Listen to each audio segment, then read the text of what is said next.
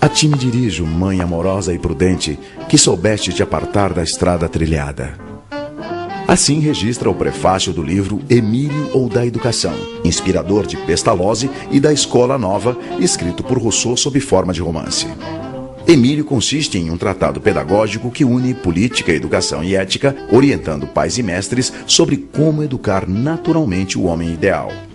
O jovem Emílio, filho de um homem rico, é educado por um preceptor no convívio com a natureza, protegido dos constrangimentos sociais. Com um pé no romantismo, o outro no imaginário iluminista, o texto russoniano revela a crença na educação reformadora como ponte para as transformações sociais.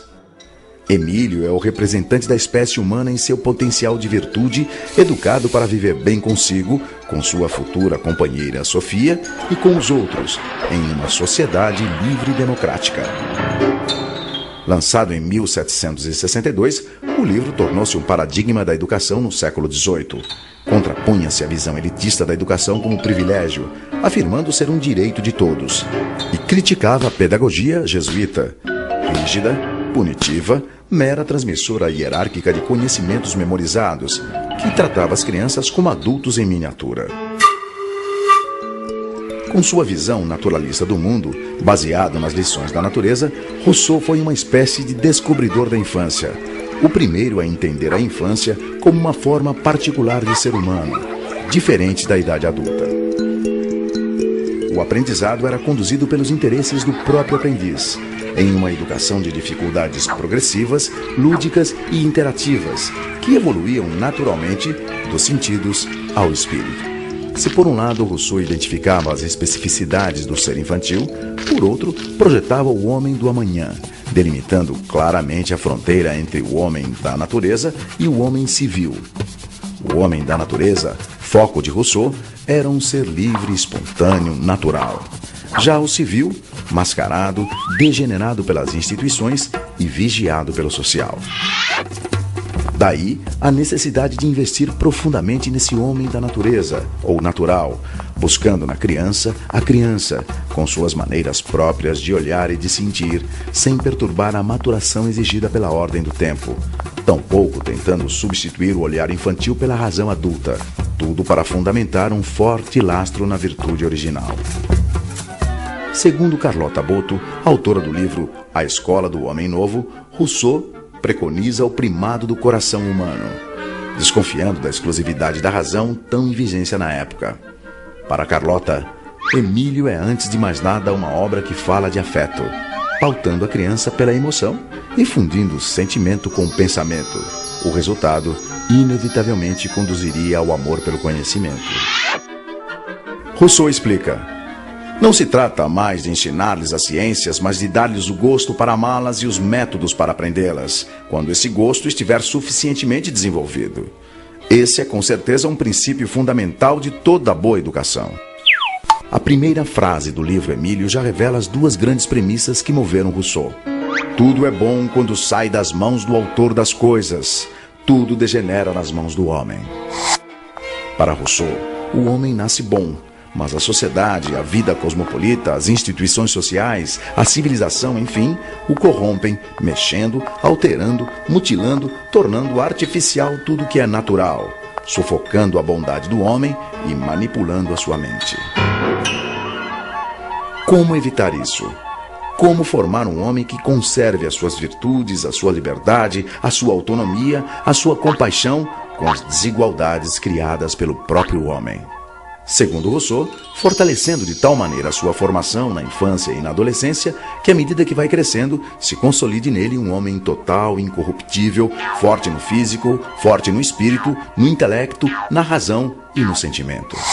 Saindo de minhas mãos, ele não será, concordo, nem magistrado, nem soldado, nem padre. Será primeiramente um homem.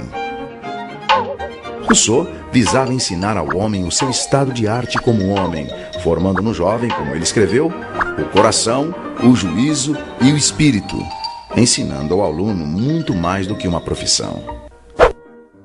Que se destine meu aluno à carreira militar, à eclesiástica ou à advocacia, pouco me importa. Antes da vocação dos pais, a natureza chama-o para a vida humana. Viver é o ofício que lhe quero ensinar. E para usufruir da felicidade da vida, Rousseau dividiu a existência e o livro de Emílio em 5 fases: lactância, até 2 anos, infância, de 2 a 12, adolescência, de 12 a 15, mocidade, de 15 a 20 e o início da vida adulta, de 20 a 25. Dos 5 livros de Emílio, os 4 primeiros tratam da educação do menino e o último da menina Sofia. Rousseau considerava o período do nascimento até os 12 anos o mais delicado, já que nele é que tendem a surgir os desvios. É por isso que a educação, nesse momento, a chamada educação primeira, deveria ser negativa, isto é, não ensinar novos saberes, apenas manter, conservar, fortalecer as qualidades morais nascidas com a criança. Segundo Rousseau, a educação negativa consiste não em ensinar a virtude ou a verdade, mas em preservar o coração do vício e o espírito do erro. Nesse período, o mestre interfere o menos possível, muito mais estimulando bons sentimentos e o usufruto dos sentidos na busca da experiência do que se impondo o positivo com novos ensinamentos acadêmicos, muito mais não fazendo que fazendo. Daí a expressão negativa. Para Rousseau, não se deve apresentar à criança ideias complexas e abstratas antes do desenvolvimento da razão, porque na infância, segundo ele, a razão dorme. Assim, a primeira etapa, quando a criança tem necessidades mais físicas, deve ser voltada a cuidar do corpo e do aperfeiçoamento dos sentidos, longe de punições. Tudo o que a criança aprende nessa primeira fase deve vir ludicamente do olhar, tocar, ouvir, sentir, provar. Exercer os sentidos, diz Rousseau. Não é somente fazer uso deles, é aprender a bem julgar por eles, é aprender, por assim dizer, a sentir. Para Rousseau, aprende-se na vida com 3 mestres: com a natureza, com as coisas e com as pessoas. Só no início da adolescência, quando a razão começa a surgir, é que as pessoas, e não mais apenas a natureza e as coisas, passam a ter importância no processo educativo. Só então os livros e as operações abstratas são apreciados. E Emílio, enfim, pode vir a se completar como adulto e homem total da utopia de Rousseau. Assim, seu corpo e seu espírito se exercitam ao mesmo tempo. Quanto mais se faz forte e robusto, mais se torna sensato e judicioso.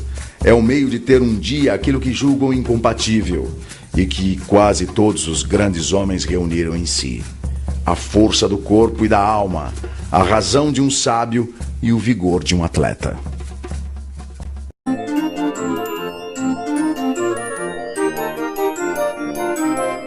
Pensar não dói.